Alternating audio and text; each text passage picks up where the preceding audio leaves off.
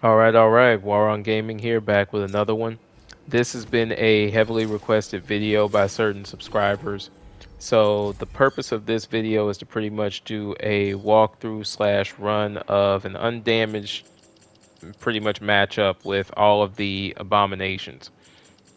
So first we're going to have the Dinosuchus. Oh, and of course, as you're seeing on my stats here, or really how I play, I'm just showing you that this is hard mode. This is significantly increased damage, no slowdown on spell switching, all that stuff. You know, this is it.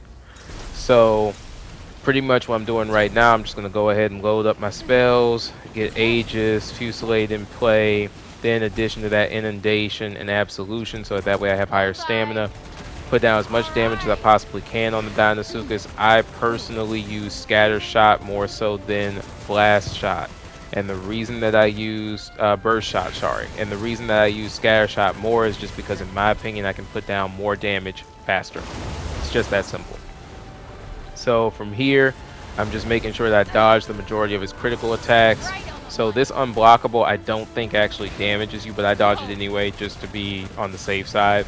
The thing that we have to keep in mind though is after we shoot him when he's in the fog like that and he tries to disappear, if he's done that unblockable, what you're going to see up top are those spears. Those blue spears can actually hit you after a certain period of time. There's a time limit to it, and then they activate, and then they start shooting lasers.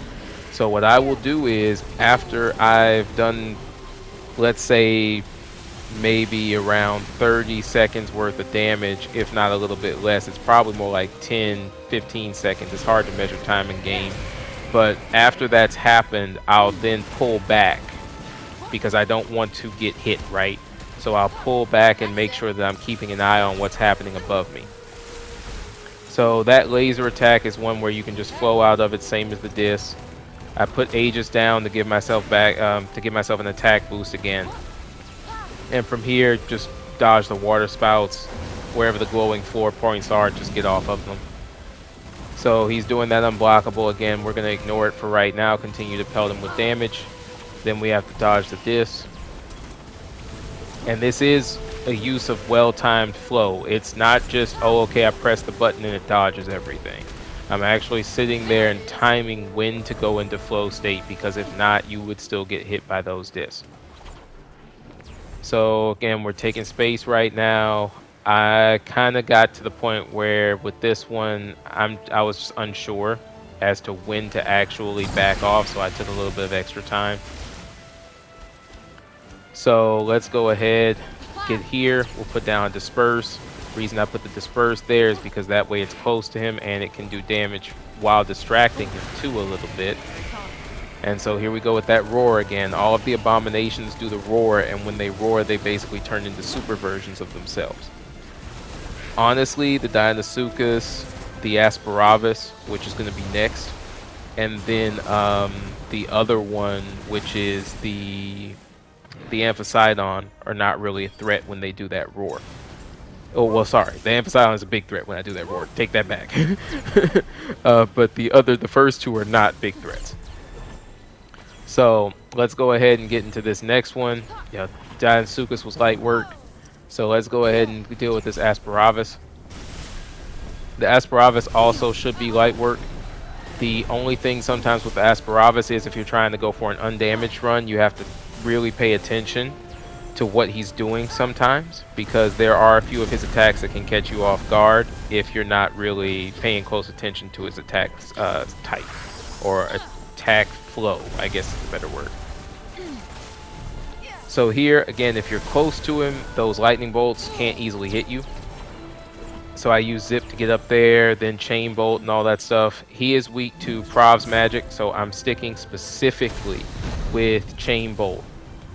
There's no point in using Phrase Magic. I tried it, I tested it. Phrase Magic will not do as much damage point for point as you just going ahead and sticking to Chain Bolt on Prov's magic. And so from here, just literally pelting him with magic as much as possible.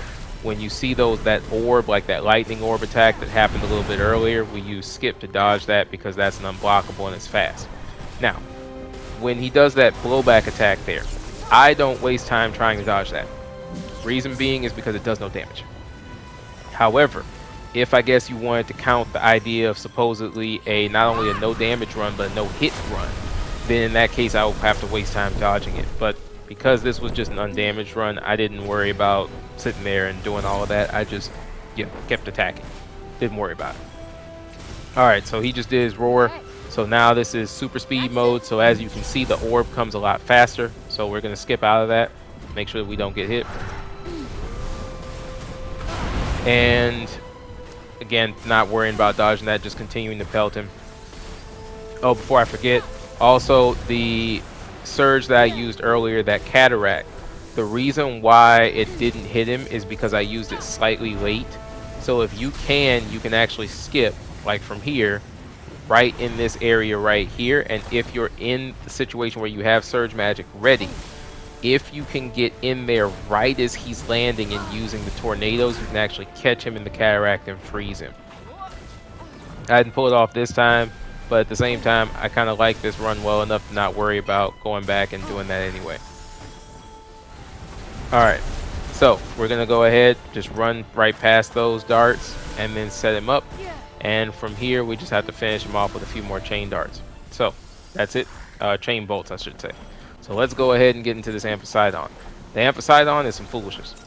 I'm just warning anyone who's going to play the Amphisidon or fight the Amphisidon ahead of time if they haven't done so. Amphisidon is some foolishness. Depending on how good you are at the game, you may want to scale down your difficulty when first fighting him to get a handle on his moves. I really didn't do that, I guess, for mine, but at the same time, I just had to keep dealing with the Amphisidon over and over again until I really got used to his speed.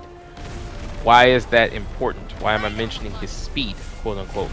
Because of the fact that when he uses his roar, he literally becomes almost 2 to 3 times as fast.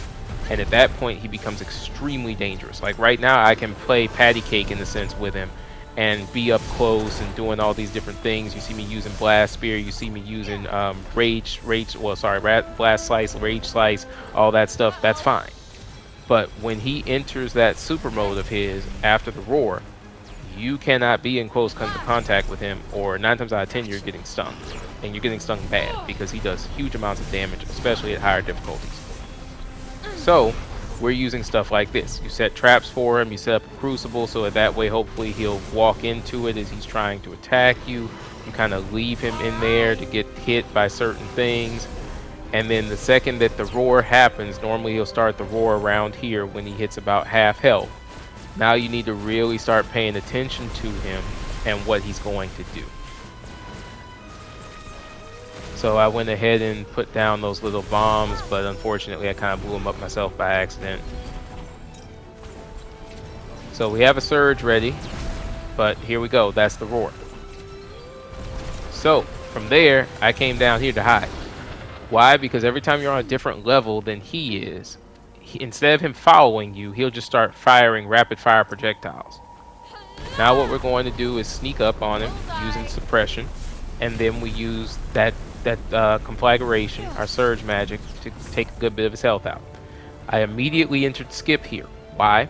Because when he's in super mode, he can charge and release blast very quickly. So I figured that I should not be in close proximity to him in case he pulls off some foolishness. Alright, now same thing here. We're just going to lure him over here and start dealing damage where we can, keeping an eye on him. Do you notice I've stopped myself a little early on the flow state just to make sure that I didn't hit those spikes? So it's getting used to the character, the movements, all that stuff, because once you can really know how to use Frey, you can get her to be pretty precise in terms of her movement and her landings. Right here, that would have hit me, except that what I did is I kind of skipped ever so slightly through it, like really fast, and then came backwards. But again, it might be hard to see on here. Alright, so with this one, I really was trying to get that, what is the word for it? I think it's displacement. I was trying to get that displacement out. It was not working. So I had to spoof back multiple times and then finally get the displacement down. I was trying to get it out for so long right there. So, again, just letting them chase me. You could probably attempt to use a hide and seek, but I'm just afraid to use it half the time because I'm not sure if hide and seek will put me too close to him, thereby putting me in a position to get hit. Again, when you're playing to not get damaged, you have to play a bit differently, at least in my experience, than if you're trying to actually sit there and max out on an enemy. So again, at this point, I'm just trolling him really, because I could go up there sooner, but I'm just kind of letting him run out of energy at this point. So we'll go ahead again, continue to pile down lightning. So we're using those pulse darts. And once we can get his health low enough, then we can really capitalize on that. And again, I take no chances, right? So I come down to this lower level and we just wait him out. Just wait him out. Let him burn out all his energy, since he wants to keep shooting the projectiles at people. Hey.